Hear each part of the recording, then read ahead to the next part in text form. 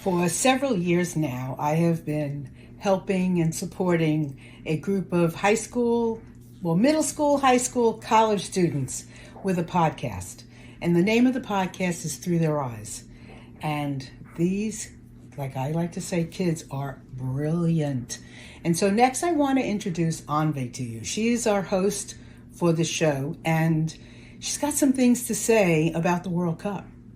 And I think you should listen. And she's opening up this idea of, are we selling our soul?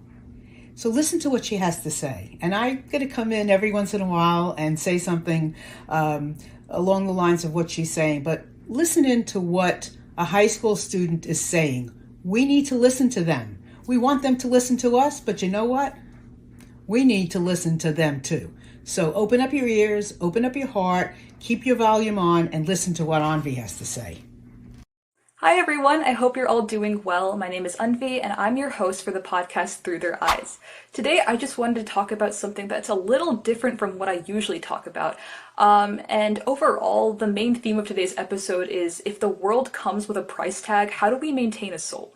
So a lot of these billionaires and corporations, and while billionaires and corporations are important for certain things, it's still, a controversy during the World Cup, are really capitalizing on this cultural joy. But in their way of capitalizing on this cultural joy, they're sucking all of that culture out of it. Why it brings so many people from around the world to go and watch their sport, their sporting team play this sport, and that's why they're so excited when they win and so devastated when they lose, because it's an extension of their culture. Thank you, Anvi. I am so grateful for you bringing this up, because I had no idea that this was going on.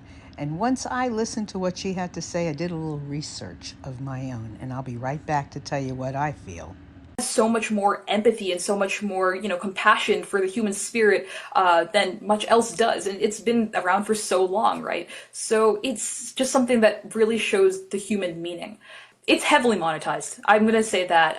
It's different, obviously, especially if you take like Shakira, and she's like an icon when it comes to World Cup music, right? So when you take someone like Jelly Roll and you add a very American or a very, neutral view on the whole song making process, it really takes that heart and that spirit and that passion out of music and really makes it, something that's just like blah.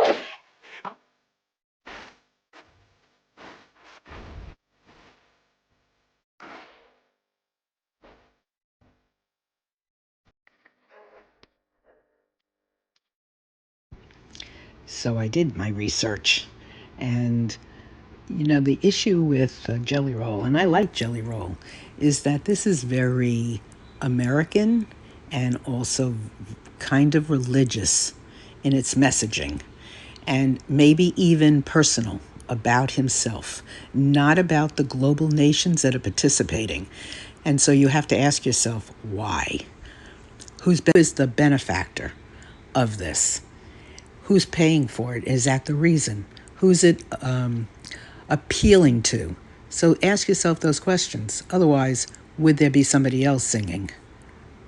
The World Cup itself is a very interesting and also very memorable event. It happens every 4 years, but it's still like cool every time it happens. And more than that, it's like, it's impactful. It's something we talk about, for a super long time. So, to take that away from people, not only to take away their music, not only to take away their culture, but to take away their ability to even watch the beautiful game, is kind of dystopian. The tickets have gone so high that the everyday average person, which the World Cup is meant for, which World Cup was based off of, are unable to support. So I think the World Cup really is just like this this large example of what, it means to lose, a soul when the world has a price tag on it. So what do you think? Why do you think they chose Jelly Roll over Shakira or any other artist of the day? Do you think he pulls more? Do you think she pulls more? Do you think that we are selling our soul? And I'm going to say this, and it may not be popular, but how is this any different than what Trump has done on the lawn of the White House? Did that come with money? Is that a marketing opportunity? What do you think?